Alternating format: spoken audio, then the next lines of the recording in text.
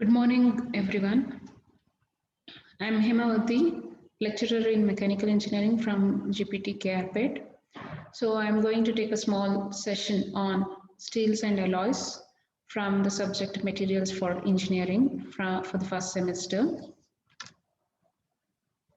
So the contents of this session is definition of the steel, in which we are now going to understand what is steel, broad classification of the steel, then definition of plain carbon and alloy steel, properties of low carbon or mild carbon steel, and application of low carbon steel.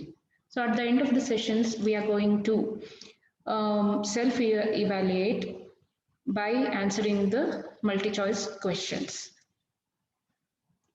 So unit 2 from the subject materials for engineering, unit 2, that is steels and alloys. Let us understand the definition ಏನು ಹೇಳುತ್ತೆ ಅಂದ್ರೆ steel is fundamentally an alloy of iron and carbon, iron with the carbon content varying up to 1.5%. Besides carbon, there are other elements present in the steel. It may also contain other metals like sulfur, silicon, manganese, phosphorus, etc. So definition of a steel ಏನು ಹೇಳುತ್ತೆ ಅಂದ್ರೆ ಅದು fundamentally basically iron ಮತ್ತೆ carbon. So steel ಅಂದ ಕೂಡಲೇ ನಮ್ಮ ಮನಸ್ಸಿಗೆ ಏನು ಬರಬೇಕು? It is a combination of iron and carbon. ಮತ್ತು ಕಾರ್ಬನ್ ಪರ್ಸೆಂಟೇಜ್ ಎಷ್ಟಿರುತ್ತೆ? 1.5% ಇರುತ್ತೆ. ಅಂದರೆ ಆ ಪರ್ಸೆಂಟೇಜು ಯಾವ with respect to what? That is ವಾಲ್ಯೂಮ, ಡೆನ್ಸಿಟಿನ, ವೇಟ ಅಂತ ಅದು that is with respect to the weight. So ಅಂದರೆ 100 grams ಆಫ್ ಫೆರಮ್ ಇದ್ರೆ 100 grams of steel ಅಲ್ಲಿ like 1.5 grams 5 grams of carbon ಇರುತ್ತೆ. ಮಿಕ್ಕಿದ್ದು ಏನಿರುತ್ತೆ that is 98.5 that will be ferrum. So carbon ಅಲ್ದೇನೆ ಬೇರೆ ಎಲಿಮೆಂಟ್ಸ್ ಕೂಡ ಇರುತ್ತೆ which is in a minor quantity. So those metals ನ ನಾವು alloying elements ಅಂತ ನಾವು ಹೇಳ್ತೀವಿ. ಬಟ್ ಇದರಲ್ಲಿ ನೆಗ್ಲಿಜಿಬಲ್ ಅಮೌಂಟ್ ಇರೋದನ್ನ ಅದನ್ನ ನಾವು ನೆಗ್ಲೆಕ್ಟ್ ಮಾಡ್ತೀವಿ.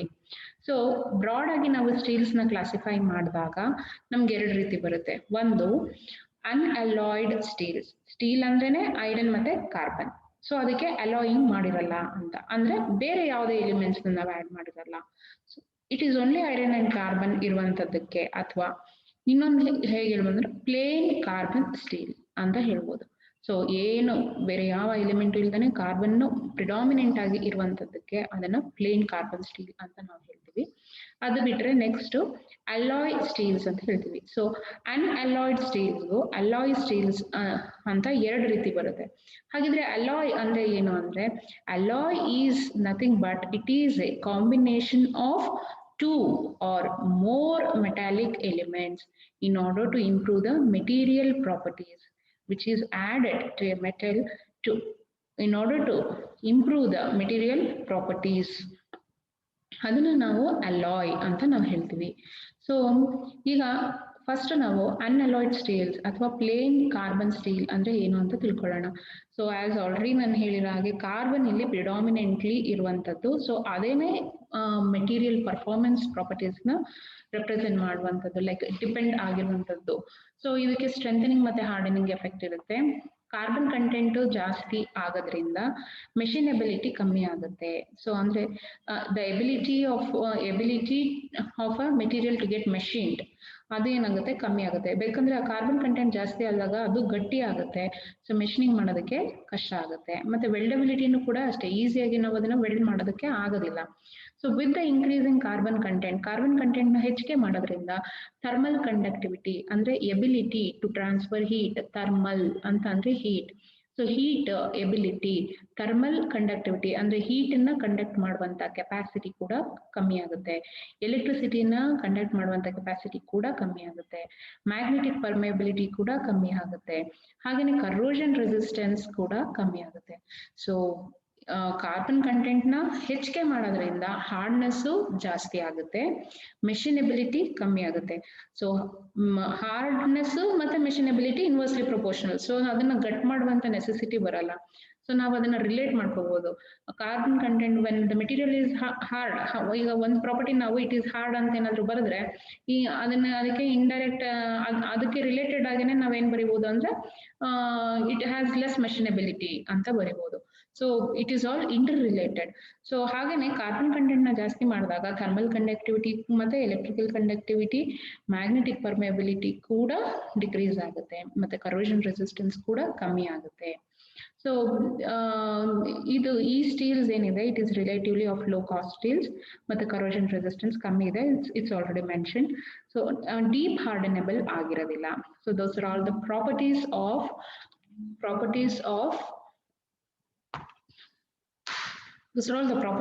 of plain carbon steel. So next ಗೆ ಬಂದ್ರೆ ಅಲಾಯ್ ಸ್ಟೀಲ್ಸ್ ಅಂತ ಹೇಳ್ತೀವಿ. ಸೊ ಈಗ ಅಲಾಯ್ ಸ್ಟೀಲ್ಸ್ ಅಲ್ಲಿ ಈ ಸ್ಲೈಡ್ ನ ನೋಡೋಣ. ನಾವು this is iron with carbon, it is a plain carbon steel. ಇದಕ್ಕೆ ನಾನು ಏನ್ ಮಾಡ್ತಾ ಇದ್ದೀನಿ, ಅದರ್ ಮೆಟಲ್ ಎಲಿಮೆಂಟ್ಸ್ ನ ಆಡ್ ಮಾಡ್ತಾ ಇದ್ದೀನಿ. That is chromium, nickel, manganese, silicon, vanadium, molybdenum ಈ ರೀತಿ ಆಡ್ ಮಾಡ್ತಾ ಇದ್ದೀನಿ. ಯಾಕೆ? ಲೈಕ್ ಕ್ರೋಮಿಯಂ ಆಡ್ ಮಾಡಿದ್ರೆ ಕರೋಷನ್ ರೆಸಿಸ್ಟೆನ್ಸ್ ಹೆಚ್ಚಿಗೆ ಆಗುತ್ತೆ. ಮ್ಯಾಂಗನೀಸ್ ನ ಆಡ್ ಮಾಡಿದ್ರೆ ಟಫ್ನೆಸ್ ಜಾಸ್ತಿ ಆಗುತ್ತೆ. Like every metal has its own specific characteristics. So ಯಾವುದೇ ಪ್ರಾಪರ್ಟಿನ ನಾವು ಇಂಪ್ರೂವ್ ಮಾಡಬೇಕು ಅಂದ್ರೆ ಅದಕ್ಕೆ ರಿಲೆವೆಂಟ್ ಆಗಿ ಇರುವಂತ ಮೆಟಲ್ ನ ನಾವು ಆಡ್ ಮಾಡ್ತೀವಿ. ಸೊ ಇದನ್ನ ಆಡ್ ಮಾಡಿದಾಗ ನನಗೆ ಬರುವಂತದ್ದು ಅಲಾಯ್ ಸ್ಟೀಲ್. ಸೊ ಈಗ ಫೈನಲ್ ಆಗಿ ಬರುವಂತ ಅಲಾಯ್ ಸ್ಟೀಲ್ ಏನಿದೆ that is the improved version of the plain carbon steel. So plain carbon ಸ್ಟೀಲ್ದು ಇಂಪ್ರೂವ್ಡ್ ವರ್ಷನ್ ಅನ್ನ ನಾವು ಅಲಾಯ್ ಸ್ಟೀಲ್ ಅಂತ ನಾವು ಹೇಳ್ತೀವಿ. ಸೊ ಈಗ ಈ ಸ್ಟೀಲ್ ನಾನು ಫರ್ದರ್ ನಾನು ಕ್ಲಾಸಿಫೈ ಮಾಡಿದ್ರೆ ಅದಕ್ಕೆ ಲೋ ಅಲಾಯ್ ಮತ್ತೆ ಹೈ ಅಲಾಯ್ ಸ್ಟೀಲ್ ಅಂತ ಬರುತ್ತೆ. ಲೋ ಅಲಾಯ್ ಅಲ್ಲಿ ನಿಮ್ಗೆ low carbon steel, medium carbon steel ಮತ್ತೆ ಹೈ ಕಾರ್ಬನ್ ಸ್ಟೀಲ್ ಅಂತ ಇದೆ. ಮತ್ತೆ ಹೈ ಅಲಾಯ್ ಅಲ್ಲಿ ಎರಡು ತರ ಬರುತ್ತೆ, ಒಂದು ಟೂಲ್ ಸ್ಟೀಲು ಮತ್ತೆ ಸ್ಟೇನ್ಲೆಸ್ ಸ್ಟೀಲ್ ಅಂತ. ಸೊ ಲೋ ಕಾರ್ಬನ್ ಸ್ಟೀಲ್ ನಾನು ಫರ್ದರ್ ನಾನು ಅದನ್ನ ಕ್ಲಾಸಿಫೈ ಮಾಡಿದ್ರೆ, ಈಗ ಲೋ ಕಾರ್ಬನ್ ಅಂದ್ರೇನೆ ಈಗ ನೀವು ಇಲ್ಲಿ ನೋಡ್ಬೋದು 0.05 ಇಂದ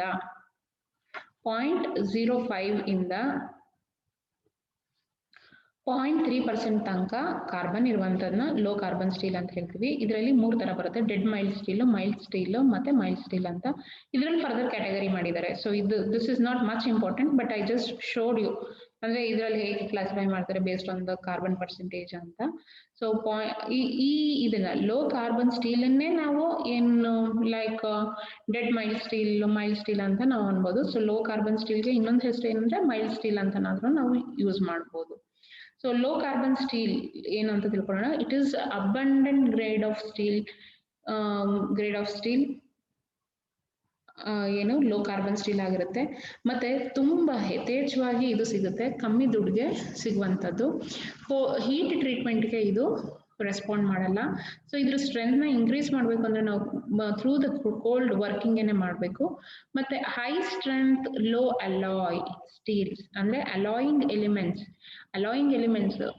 ಲೋ ಅಲಾಯ್ ಆಗಿರ್ಬೇಕು, ಹೈ ಸ್ಟ್ರೆಂತ್ ಇರಬೇಕು. ಅಂದ್ರೆ ಅದಕ್ಕೆ ಅಲಾಯಿಂಗ್ ಎಲಿಮೆಂಟ್ಸ್ ನ ಏನ್ ಯೂಸ್ ಮಾಡ್ತೀವಿ ಅಂದ್ರೆ ಕಾಪರ್, ವೆನಡಿಯಮ್, ನಿಕಲ್ ಮತ್ತೆ ಮಾಲಿಬ್ಡಿನಮ್ ನ ಯೂಸ್ ಮಾಡ್ತೀವಿ ಅಪ್ ಟು 10%. ಮತ್ತೆ ಇದಕ್ಕೆ ಹೆಚ್ಚಿಗೆ ಶಕ್ತಿ ಇರುತ್ತೆ when compared to that of the other like other low carbon steel. So ಇದನ್ನ it can be further heat treated. So low carbon steel as a basic ನಾವು ಅದನ್ನ ಹೀಟ್ ಟ್ರೀಟ್ ಮಾಡೋದಕ್ಕೆ ಆಗೋದಿಲ್ಲ. ಅದ್ರ ಸ್ಟ್ರೆಂತ್ ನ ಇಂಪ್ರೂವ್ ಮಾಡ್ಬೇಕಂದ್ರೆ ಬೈ ದ ಕೋಲ್ಡ್ ವರ್ಕಿಂಗ್ ಏನೇ ನಾವು ಅದನ್ನ ಇಂಪ್ರೂವ್ ಮಾಡಬೇಕು. So high strength low alloy ಆಗಿ ಅದು ಮೆಟಲ್ ನ ನಾವು ಮಾಡ್ಬೇಕಂದ್ರೆ ಲೈಕ್ ಕೆಲವೊಂದು ಅಲಾಯಿಂಗ್ ಎಲಿಮೆಂಟ್ಸ್ ನಾನು ಹಾಕ್ತೀನಿ ಅಂತ ಅಂದ್ರೆ ಅದನ್ನ ಕಾಪರ್, ವೆನಡಿಯಂ, ನಿಕಲ್, ಮಾಲಿಬ್ಡಿನಮ್ ಇದನ್ನ 10% ಅಷ್ಟು ಆಡ್ ಮಾಡಿದ್ರೆ ಲೈಕ್ ಹೈಯರ್ ಸ್ಟ್ರೆಂತ್ ಇರುತ್ತೆ, ಮತ್ತೆ ಅದನ್ನ ಹೀಟ್ ಟ್ರೀಟ್ ಮಾಡ್ಬೋದು ಅಂತ ಹೇಳ್ತಾರೆ. So next, what are the properties of the low carbon steel? What are the properties of the low carbon steel? And they possess good machinability ಚೆನ್ನಾಗಿದೆ, excellent weldability ಇರುತ್ತೆ, relatively soft and weak ಬೇರೆದಕ್ಕೆ ಹೋಲಿಸಿದ್ರೆ. That is because mainly it has a lower carbon content and outstanding ductility. Ductility ಅಂದ್ರೆ it is the property of a material by virtue of which it can be drawn into wire. ಅಂದ್ರೆ tensile forces ನ apply ಮಾಡಿ deformation ಆಗುವಂತದ್ದು. Ductility ಅಂತಾರೆ. So ಇಲ್ಲಿ ductility ಅಂತಂದ್ರೆ ability of a material by virtue of which it can be drawn into wires.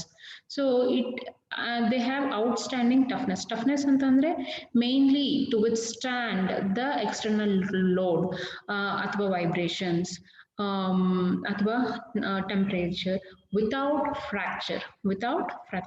It is basically a property of a material by virtue of which it has to withstand the heavy loads and vibrations without fracture ಆಗದೇನೆ withstand ಮಾಡ್ಕೊಳ್ಳುವಂಥದ್ದನ್ನ ನಾವು ಏನ್ ಹೇಳ್ತೀವಿ toughness ಅಂತೀವಿ. So ಎಲ್ಲೆಲ್ಲಿ use ಮಾಡ್ತಾರೆ ಇದನ್ನ ಅಂದ್ರೆ cam shafts, sheets ಅಲ್ಲಿ use ಮಾಡ್ತಾರೆ, ಸ್ಟ್ರಿಪ್ಸ್ ಫಾರ್ ಬ್ಲೇಡ್ಸ್ ಅಲ್ಲಿ ಯೂಸ್ ಮಾಡ್ತಾರೆ, ವೆಲ್ಡೆಡ್ ಟ್ಯೂಬಿಂಗ್ ಅಲ್ಲಿ ಯೂಸ್ ಮಾಡ್ತಾರೆ, ಫೋರ್ಜಿಂಗ್ ಅಲ್ಲಿ ಯೂಸ್ ಮಾಡ್ತಾರೆ, gates, so crank shafts, connecting rods, railway axles, fish plates, rivets, screws ಅಲ್ಲೆಲ್ಲ ಇದನ್ನ ಯೂಸ್ ಮಾಡ್ತಾರೆ. ಸೊ ಇದನ್ನ ಜಸ್ಟ್ ಈ slide this shows a different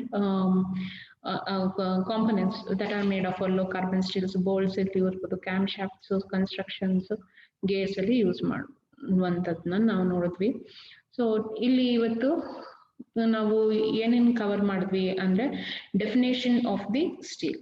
steel ಅಂತಂದ್ರೆ it is fundamentally an alloy of iron and carbon with up to 1.5% of carbon, and it also has the other metal elements like sulfur, phosphorus, manganese, etc. to improve its properties. So broad classification ಅಂತ ಬಂದ್ರೆ ಎರಡೇ ರೀತಿ ಬರೋದು. ಒಂದು plain carbon ಅಂದ್ರೆ alloying element ಇಲ್ಲದೆ ಇರುವಂತದ್ದು, ಮತ್ತೊಂದು ಅಲಾಯ್ ಸ್ಟೀಲ್ ಅಂತ ಬರುತ್ತೆ. ಆ ಅಲಾಯ್ ಸ್ಟೀಲ್ಗೆ ಏನು ಐರನ್ ಪ್ಲಸ್ ಕಾರ್ಬನ್ ಇರುವಂತದ್ದಕ್ಕೆ ಮೆಟಲ್ ಎಲಿಮೆಂಟ್ಸ್ ನ ಆಡ್ ಮಾಡಿ ಅದ್ರ ಮೆಟೀರಿಯಲ್ ಪ್ರಾಪರ್ಟೀಸ್ ನ ಇಂಪ್ರೂವ್ ಮಾಡಿದ್ರೆ ಅದನ್ನ ನಾವು ಅಲಾಯ್ ಸ್ಟೀಲ್ ಅಂತ ನಾವು ಹೇಳ್ತೀವಿ. So properties of low carbon ಅಲ್ಲಿ ಎಕ್ಸಲೆಂಟ್ ಮೆಷಿನೇಬಿಲಿಟಿ ಇದೆ, ವೆಲ್ಡಬಿಲಿಟಿ ಇದೆ, ಟಫ್ನೆಸ್ ಇದೆ. So those are the properties of the low carbon steel. Applications ge bandaga they are used in gates, cam shafts, constructions alli use ಮಾಡ್ತಾರೆ, ಮತ್ತೆ sheet metal work alli use ಮಾಡ್ತಾರೆ, rivets alli use ಮಾಡ್ತಾರೆ, screws alli use ಮಾಡ್ತಾರೆ. So those are all the applications of the low carbon steel.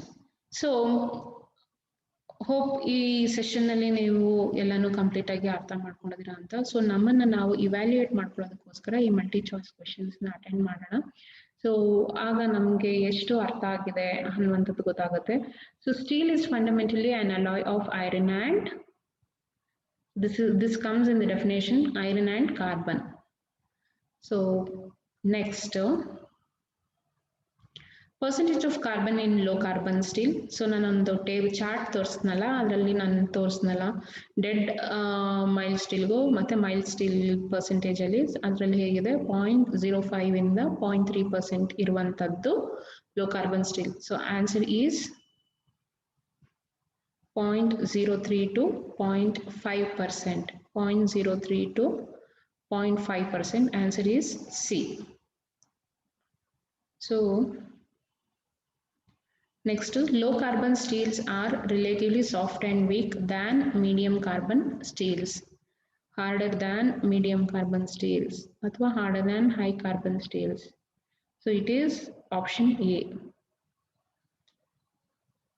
Fourth question, mild steel possess good machinability. That is mild steel ಅಂದ್ರೆ it is nothing but the low carbon steel where resistance ಇರುತ್ತಾ, impact strength ಇರುತ್ತಾ, ಅಥವಾ resistance to grain growth ಆಗಿರುತ್ತಾ. So that is option A, good machinability. So steel used in construction are low carbon, medium carbon, high carbon and stainless steel. Answer A ಏನಾಗಿರುತ್ತೆ, low carbon steel ಆಗಿರುತ್ತೆ. So these are the MCQs.